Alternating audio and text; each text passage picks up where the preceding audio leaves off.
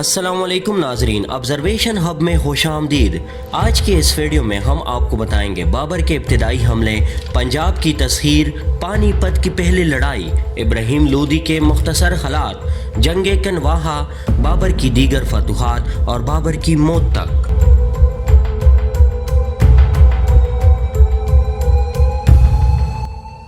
بابر کے ابتدائی حملے، پانی پت کی پہلی لڑائی سے بہت پہلے بابر نے ہندوستان پر بہت سے حملے کیے، لیکن یہ حملے اہم نہ تھے بلکہ تسخیر ہند کے لیے راہ ہموار کر رہے تھے۔ بابر نے برصغیر پر پہلا حملہ 1505 عیسوی میں کیا۔ وہ درہ خیبر سے آگے بڑھ کر کوہاٹ کے راستے ڈیرہ غازی خان تک پہنچا، لیکن ان علاقوں کا الحاق کیے بغیر ہی وہ 1506 عیسوی میں کابل واپس لوٹ گیا۔ برصغیر میں بابر کا اگلا اہم حملہ 1519 عیسوی میں تھا۔ اس سال وہ یوسف زئی قبیلے کی گوشمالی اور اس سے خراج وصول کرنے کے لیے روانہ ہوا اور آگے بڑھ کر اس نے باجوڑ کا قلعہ فتح کر لیا، پھر بیرا فتح کیا جو دریائے جہلم کے کنارے واقع ہے۔ پنجاب کو فتح کیے بغیر واپس لوٹ گیا اور مفتوحہ علاقوں کی گورنری ہندو بیگ کے سپرد کی۔ جون ہی بابر واپس لوٹا، بیرا اور باجوڑ کے لوگوں نے مغلیہ گورنر کو مار بھگایا۔ ان دنوں دولت خان لودھی پنجاب کا گورنر تھا جو سلطان ابراہیم لودھی سے بدظن تھا۔ وہ بابر سے خط و کتابت کر کے اس سے دہلی پر حملہ آور ہونے کی ترغیب دے رہا تھا اور اسے پنجاب کا مالک تسلیم کرنے پر تیار تھا۔ نے سلطان ابراہیم کا چچا عالم خان لودھی بھاگ کر بابر کے پاس پناہ گزین تھا۔ ان حالات میں بابر نے اپنے آپ کو پنجاب کا مالک تصور کرتا تھا۔ اس کی دلیل یہ تھی کہ تیمور کے حملے کے بعد پنجاب کی حکومت بطور ورثہ اس کے پاس ہونی چاہیے۔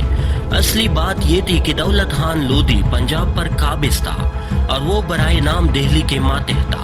وہ بابر کی حمایت کا دم بھرتا تھا، لیکن دل سے وہ بابر کے ساتھ بھی نہ تھا۔ ستمبر 1519 عیسوی میں یوسف زئی قبائل کی سرزنش کرتے ہوئے بابر ایک بار پھر ہندوستان پر حملہ آور ہوا اور اس بار اس نے پشاور کو اپنا فوجی اڈہ بنانے کی کوشش کی، لیکن بادشاہ شام میں گڑبڑ کی خبر پا کر وہ فوراً واپس چلا گیا۔ 1520 عیسوی میں بیرا اور باجوڑ کی دوبارہ تسخیر کے بعد بابر فتوحات کرتا ہوا سیالکوٹ تک جا پہنچا، جہاں لوگوں نے بغیر لڑے ہتھیار رکھ دیے۔ البتہ سید پور کے لوگوں نے ڈٹ کر مقابلہ کیا اور شکست کھائی، لیکن کندہار میں شاہ بیگ ارغون کی شورش کے پیش نظر بابر فوراً کابل واپس لوٹ گیا۔ پھر 1524 عیسوی میں بابر کو پنجاب کے لودھی گورنر دولت خان نے برصغیر پر حملہ آور ہونے کی دعوت دی اور اپنی فوج سے اس کی مدد کا وعدہ کیا۔ ان دنوں بابر کندہار پر قبضہ جما چکا تھا اور شاہ بیگ ارغون بھاگ کر سندھ چلا گیا تھا، لہٰذا بابر پنجاب کی تسخیر پر دل جمی سے وقت صرف کر سکتا تھا، کیونکہ اس کی اپنی سلطنت میں اب کامل امن و امان قائم تھا۔ بابر اپنی فوج سمیت لاہور تک بڑھ آیا۔ بابر کی آمد سے پہلے سلطان ابراہیم لودھی نے اپنی فوج بیچ کر دولت خان لودھی کو مار بھگایا۔ دہلی کے اس فتح مند فوج کو بابر نے لاہور کے قریب شکست دے دی اور لاہور پر قبضہ جما کر اس شہر کو نظر آتش کر دیا۔ پھر اس نے ضلع منٹگمری میں دیپل پور کی مشہور فوجی چھاونی کو برباد کیا اور تمام پنجاب کی تسخیر مکمل کی۔ دیپل پور میں دولت خان لودھی بھی بابر سے عاملہ اور پنجاب کا گورنر بننے کی خواہش کی، لیکن بابر پنجاب جیسے اہم علاقے کو اپنے پاس رکھنا چاہتا تھا، چنانچہ اس نے جلندر کا علاقہ دولت خان کو دیا۔ سلطان پور کی حکومت اس کے لڑکے دلاور خان کو دی اور دیپل پور کی گورنری عالم خان لودھی کو بخشی۔ بابر جو ہی واپس لوٹا، دولت خان نے سلطان پور کا علاقہ اپنے لڑکے سے چھین لیا اور عالم خان لودھی کو بھی دیپل پور سے مار بھگایا۔ سیالکوٹ کی مغل چھاونی پر بھی اس نے قبضہ جما لیا۔ اس دوران میں سلطان ابراہیم لودھی کی ایک فوج پنجاب میں وارد ہوئی، لیکن دولت خان لودھی نے اس سے بھی مار بھگایا۔ بابر نے عالم خان لودھی کو فوج دے کر دولت خان لودھی کے خلاف بھیجا، لیکن وہ دولت خان سے مل گیا اور دونوں نے دہلی کی تسخیر کے ناکام منصوبے تیار کیے۔ اس کے بعد پانی پت کی پہلی لڑائی کیسے ہوئی؟ پنجاب کے حالات سن کر بابر نومبر 1525 عیسوی میں فوج لے کر پنجاب میں وارد ہوا اور سیالکوٹ پہنچ کر دم لیا، جہاں مغلیہ چھاونی تھی۔ بابر نے دولت خان کی سرکوبی کے بعد اس سے بیرہ میں قید کر دیا اور عالم خان بھی بابر کے سامنے تم نہ سکا۔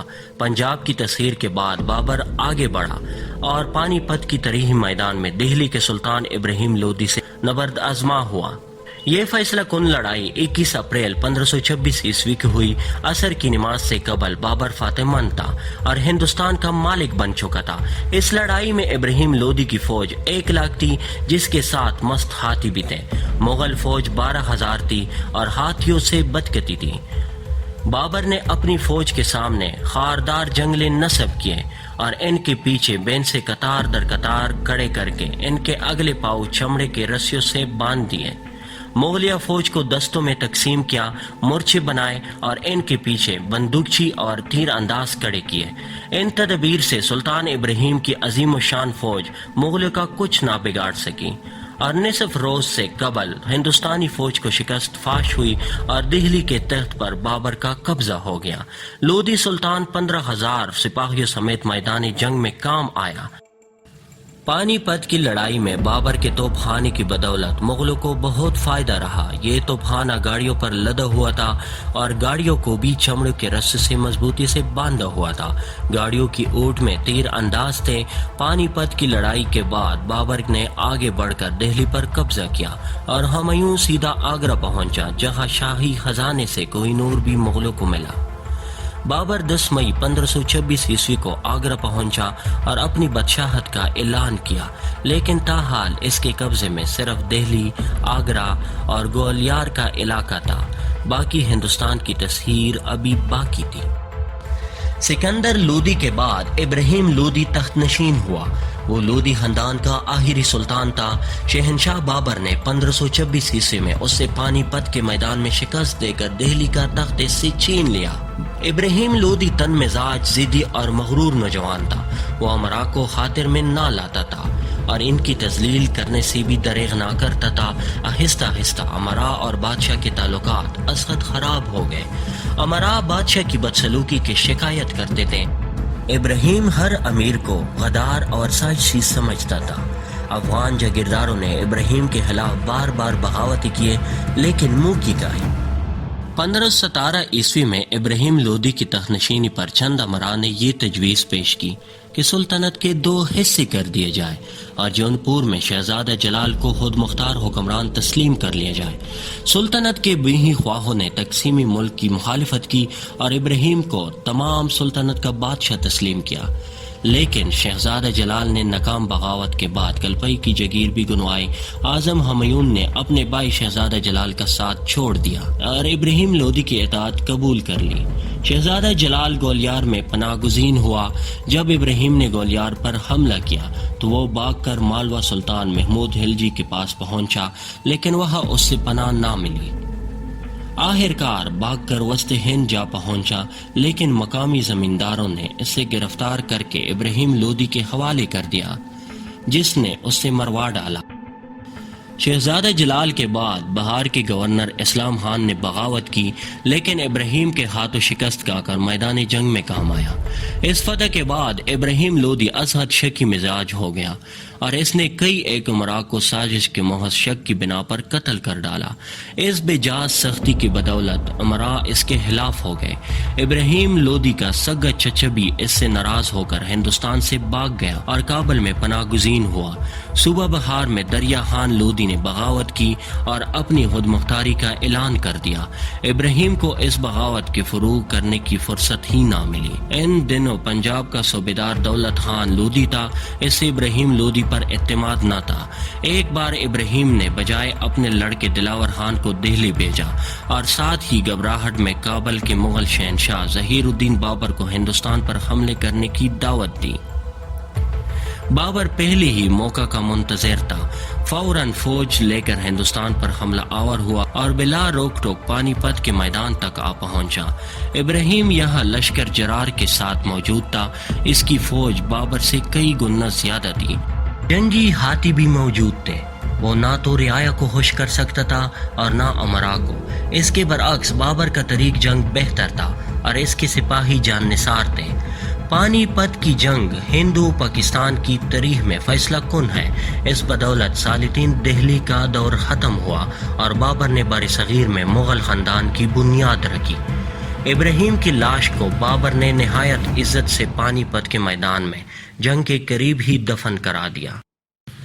میواڑ کے رانا سانگا کا خیال تھا کہ بابر بھی تیمور کی مانند آندھی کی طرح وارد ہوگا اور بگولے کی طرح واپس لوٹ جائے گا، لیکن جب اس سے معلوم ہوا کہ بابر اس بار صغیر میں مستقل سلطنت قائم کرنا چاہتا ہے تو رانا سانگا نے مغلوں کو ہندوستان سے باہر نکال پھینکنے کی ٹھانی اور راجپوتوں کی 1,00,000 فوج لے کر کنواہا آ پہنچا۔ یہ مقام آگرہ سے 37 میل دور ہے۔ رانا سانگا کی فوج میں بہت سے راجپوت رئیس بھی شامل تھے۔ 16 مارچ 1527 عیسوی کو یہ خونریز جنگ لڑی گئی۔ بابر کی فوج قلیل تھی اور بد دل ہونے لگی تھی، لیکن بابر نے ایک زوردار تقریر سے اپنے سپاہیوں کو ابارا اور شراب نوشی سے بھی توبہ کی۔ خدا تعالیٰ نے بابر کو اس جنگ میں بھی فتح عطا کی اور راجپوتوں کی کمر بالکل ٹوٹ گئی۔ جنگ کنواہا پانی پت کی مانند اہم اور فیصلہ کن تھی۔ بابر لکھتا ہے کہ کنواہا کی جنگ میں راجپوتوں کی فوج 2,00,000 تھی۔ ہندو مورخ لکھتے ہیں کہ ہندو کی فوج محض 80,000 تھی۔ مغربی مورخین رانا سانگا کی فوج کی تعداد 1,00,000 تصور کرتے ہیں۔ مشہور مورخ رش بروک ولیمز کا خیال ہے کہ بابر کی فوج 8-10 ہزار کے قریب تھی اور اس کے مقابلے پر راجپوتوں کی فوج 7-8 گنا زیادہ تھی۔ ہندو مورخ اس بات کو تسلیم نہیں کرتے۔ وہ یہ بھی لکھتے ہیں کہ بابر کی فوج میں مقامی افغان سپاہی شامل ہوئے تھے، لہٰذا بابر کی فوج 40,000 تھی۔ ہماری رائے یہ ہے کہ پروفیسر رش بروک ولیمز کا اندازہ صحیح ہے۔ بابر کی فوج 8-10 ہزار سے زیادہ نہ تھی اور ہندو کی فوج 80,000 یا 1,00,000 کے قریب تھی۔ بابر کی دیگر فتوحات میں کنواہا کی جنگ کے بعد بابر نے راجپوتوں اور افغانوں کے گٹھ جوڑ کو ختم کرنے کے لیے چندیری کو فتح کیا۔ اس دوران میں افغانوں نے بہار میں ابراہیم لودھی کے بھائی محمود لودھی کو بادشاہ بنا لیا تھا۔ بابر ایک عظیم فوج لے کر جس کی تعداد 1,00,000 تھی بنارس کی جانب بڑھا تاکہ افغانوں سے نبرد آزمائی کرے۔ مغلیہ فوج اور افغانوں کی جنگ 6 مئی 1529 عیسوی کو دریائے گاگرا کے کنارے پر ہوئی۔ یہ وہ مقام ہے جہاں دریائے گاگرا پٹنہ کے قریب دریائے گنگا سے آ ملتا ہے۔ مورخین نے اسے گاگرا کی جنگ قرار دیا ہے۔ اس لڑائی میں افغان فوج کو شکست فاش ہوئی اور افغان طاقت کی بحالی کا خطرہ مٹ گیا۔ گویا شمالی ہند میں مغلیہ سلطنت کی بنیاد قائم ہوئی۔ بابر کی موت کیسے ہوئی؟ جنگ و جدل سے فراخت کے بعد بابر نے ابھی چین کا سان نہ لیا تھا کہ اس سے موت کا پیغام آیا۔ مشہور یہ ہے کہ دسمبر 1530 عیسوی میں ہمایوں بخار میں مبتلا ہوا اور جان کے لالے پڑ گئے۔ شاہی طبیب عاجز آ گئے۔ بابر نے خدا سے دعا مانگی کہ اے خدا، ہمایوں کی بیماری مجھے مل جائے اور میرے اوس تو اس سے زندگی عطا کر۔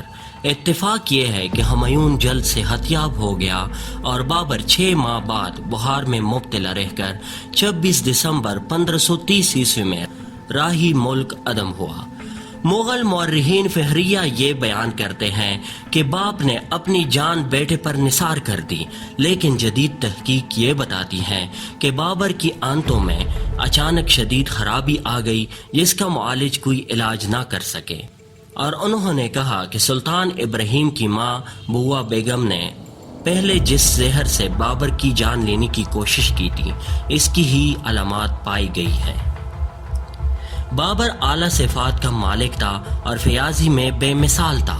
فوجی قابلیت کے بنا پر اس نے برصغیر میں مغلیہ سلطنت کی بنیاد رکھی، لیکن انتظامی جوہر نہ دکھا سکا۔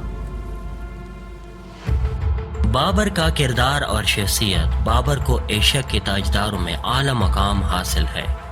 وہ سرخ و سفید صحت مند جرنیل تھا، جنگ و جدل کا دلدادہ تھا اور فنون حرب سے پوری واقفیت رکھتا تھا۔ اس کی فوج میں اعلیٰ توپچی بھی تھے۔ وہ محض 12,000 قلیل فوج لے کر ہندوستان وارد ہوا، لیکن اس نے سلطان ابراہیم لودھی کو شکست دینے کے علاوہ رانا سانگا کی عظیم الشان فوج کو بھی شکست فاش دی۔ یہ کارنامہ معمولی نہیں، بلا شبہ بابر عمدہ جرنیل تھا۔ اس کا شمار عظیم ترین فاتحین میں ہوتا ہے۔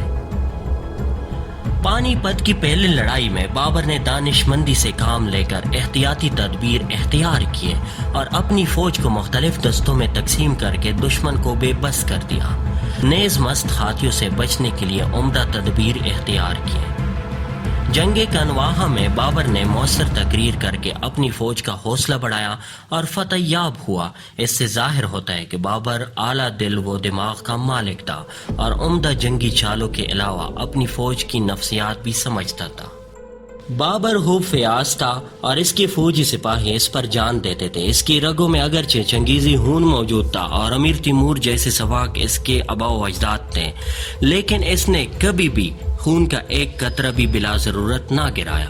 وہ ایرانی ثقافت کا اعلیٰ نمونہ تھا، علم و فنون کا دلدادہ تھا، خود شاعر تھا، حسن قدرت کا متوالا تھا، زندہ دلی اور خوش باشی اس کا مطمع نظر تھا۔ ابتدائی دور میں اس سے بے درپے شکستیں ہوئیں، اکثر اس سے سر چھپانے کو بھی جگہ میسر نہ ہوتی تھی، لیکن اس نے عزم و استقلال کا دامن نہ چھوڑا۔ نیز کسی حالت میں بھی اس نے افسردگی یا بددلی کو دل میں جگہ نہ دی۔ بابر کے کردار کی بہترین خوبی یہ ہے کہ وہ ہر وقت حشاش پشاش رہتا تھا اور زندہ دلی سے زندگی گزارنے کا عادی تھا۔ عشق کوشی کے باوجود بابر کبھی بدمست نہ ہوتا تھا۔ اس سے ادب اور شاعری سے دل لگاؤ تھا۔ شراب کے دور چلتے تھے، وہ ندیموں کی صبحت کے مزے لوٹتا تھا، موسیقی اور ناچ سے بھی لطف اٹھاتا تھا۔ بابر کی شخصیت میں دلکشی اور جذبیت تھی۔ اس میں ادبی ذوق، شعرگوئی اور شیرین گفتار کے علاوہ مردانگی، حوصلہ اور ہمت بدرجہ اتم موجود تھی۔ وہ بلاکن نڈر خطرات میں کود جانے والا انسان تھا۔ سردیوں میں برف سے مستور چوٹیاں اس کے عزم کو متزلزل نہ کر سکیں۔ وہ بے دھڑک ہرات سے کابل پہنچا۔ راستے میں اس نے برف کوٹنے سے دریغ نہ کیا۔ اس کی زندگی کے نشیب و فراز کو دیکھ کر انسان اس کی ہمت کو داد دیتا ہے۔ بابر موقع شناس اور دانش مند تھا، علم کی آفہ میں مہارت رکھتا تھا۔ اس کی عقابی نظر قابل داد تھی، وہ ایک ہی نظر میں دوسرے کے دل کی تہ تک پہنچ جاتا تھا۔ شیر خان کی دل کی خوابیدہ منگول کو اس نے فوراً بانپ لیا، لیکن شیر خان نے بھی اس کے تیور دیکھ کر راہ فرار اختیار کی۔ تزک بابری کے مطالعہ سے یہ بات پایہ ثبوت کو پہنچ جاتی ہے کہ بابر مختلف اشخاص کے بارے میں ہمیشہ صحیح رائے قائم کرتا تھا۔ اپنی تحریر میں وہ صاف گوئی سے کام لیتا تھا۔ بابر تیرنے کا شوقین تھا، اس نے ہندوستان کا ہر دریا تیر کر پار کیا۔ بابر نے کابل اور ہرات کے پلوں کی تمام اقسام مزے لے کر گنوائی ہے، لیکن بابر نے ہندوستان کے لوگوں کے بارے میں یہ لکھا ہے کہ ان میں وسعت نظر نہیں اور وہ صبحت کا لطف اٹھانے سے عاری ہے۔ وہ لکھتا ہے کہ ہندوستان میں خوبصورتی کا فقدان ہے اور ان میں دوستی، اختلاط، موانست اور معاشرتی لطف اندوزی غائب ہے۔ نیز لوگ کو ذوق ہے۔ بابر کو شکایت تھی کہ ہندوستان کے لوگ سلجھے ہوئے ادب آداب نہیں رکھتے، فن تعمیر کے ماہر نہیں، ان کے جسم صحت مند اور متناسب نہیں، ان کی رہائش گاہیں بھی عمدہ نہیں۔ الغرض ہندوستان میں نہ عمدہ حمام ہے اور نہ مشعلے، نہ پل، نہ بغات، نہ انگور، نہ سرد پانی، نہ برا۔ حقیقت یہ ہے کہ بابر کو ہندوستان میں سوائے اس ملک کی دولت کی کوئی دلکشی یا جذبیت نظر نہ آئی۔ بابر کی حالت زندگی کے بارے میں بابر نے ترکی زبان میں اپنی سرگزشت لکھی ہے۔ یہ کتاب ترکی نثر کا اعلیٰ نمونہ ہے۔ اس کے الفاظ سے شوکت اور مردانہ بن نمایاں ہے۔ اسلوب بیان میں لفاظی کے بجائے سادگی اور موزنیت ہے۔ سلاست اور روانی کے علاوہ کتاب میں منطقی، چاشنی اور ندرت بیان ہے۔ ادب میں اس کتاب کو اعلیٰ مقام حاصل ہے۔ اس کتاب کے فارسی تراجم اکبر کے عہد میں ہوئے۔ اب اس کتاب کے ترجمے اکثر یورپی زبانوں میں ہو چکے ہیں۔ انگریزی میں اسلین پول کے علاوہ مسنر بیوروج نے بھی تزک بابری کا ترجمہ کیا ہے۔ تزک بابری کی حیثیت معمولی ڈائری جیسی نہیں بلکہ اس سے مطلع سائرین اور تاریخ رشیدی سے کئی گنا بلند مقام حاصل ہے۔ تزک بابری کو مستند تاریخ گنا جاتا ہے۔ بابر نے اچھے مورخ کی مانند چشم و دید واقعات بلا کم و کاست بیان کیے ہیں۔ وہ سنی سنائی باتوں پر کان نہیں دھرتا بلکہ واقعات کو تحقیق کے بعد پوری ذمہ داری سے بیان کرتا ہے۔ پس تزک بابری کو وسط ایشیا کی مستند تاریخ قرار دیا گیا ہے۔ تزک بابری سے بابر کے اپنے کردار اور تاریخی واقعات پر خوب روشنی پڑتی ہے۔ پس تزک بابری ایک کارآمد تاریخ ہے۔ بعد ازاں شہنشاہ جہانگیر نے بھی بابر کے نقش قدم پر چل کر تزک جہانگیری لکھی۔ تزک بابری سے یہ بات عیاں ہوتی ہے کہ بابر فن تعمیر کا شوقین تھا۔ اس نے ہندوستان کے اکثر مقامات پر 12 دریا تعمیر کرائے اور باغات لگوائے۔ تاریخ میں بابر کا مقام کیا تھا؟ بابر کی وصیت سے یہ بات ثابت ہے کہ وہ مذہبی رواداری کا قائل تھا اور اس بات پر زور دیتا تھا کہ ہندو رعایا سے اچھا سلوک کیا جائے۔ مورخین یہ کہتے ہیں کہ بابر انتظامی صلاحیت سے خالی تھا۔ اس نے سلطنت کے استحکام کے لیے کوئی قدم نہ اٹھایا اور اپنے بیٹے کے لیے کانٹوں سے بھرپور تخت پیچھے چھوڑا۔ ہماری رائے یہ ہے کہ بابر نے محتاط پالیسی اختیار کی اور غیر ملکی لوگوں کو آہستہ آہستہ رام کر کے متی بنانا چاہا، لیکن موت نے اس سے مہلت نہ دی۔ بابر نے سابقہ انتظام سلطنت برقرار رکھا اور شمالی ہند میں مغلیہ سلطنت کے قیام کو غنیمت جانا۔ بابر کے زمانے میں ایران اور توران میں مذہبی جھگڑے مصیبت کا باعث بنے رہے، لیکن بابر نے رعایا پروری اور رواداری سے کام لیا۔ اس نے مذہب کو سیاست سے الگ رکھا۔ وہ رعایا کے ہر فرد سے عمدہ سلوک کا حامی تھا اور عوام کی بہبودی کا خواہاں تھا۔ بابر نے حکمرانی کے نئے تجربے نہ کیے، انتظام سلطنت کے نئے منصوبے نہ سوچے۔ اس نے مفقوہ علاقے اپنے فوجی افسروں میں بانٹ کر جاگیردارانہ نظام قائم رکھا۔ اسے نت نئی اصلاحات کا شوق نہ تھا، محض اپنی زوردار شخصیت کی بنا پر کامیاب حکمران ثابت ہوا۔ اس کے مرتے ہمایوں کو ناکامی کا سامنا ہوا۔ وجہ یہ تھی کہ بابر نے انتظامی ڈھانچے کی اصلاح نہ کی تھی اور ہمایوں کے اپنے کردار کی حامیوں اور اس کی نرم پالیسی کی بدولت سلطنت کا شیرازہ بکھر گیا۔ پس بابر کو اعلیٰ منتظم یا سیاستدان نہیں کہنا جا سکتا۔ وہ محض فوجی دماغ، اعلیٰ جرنیل اور فاتح تھا۔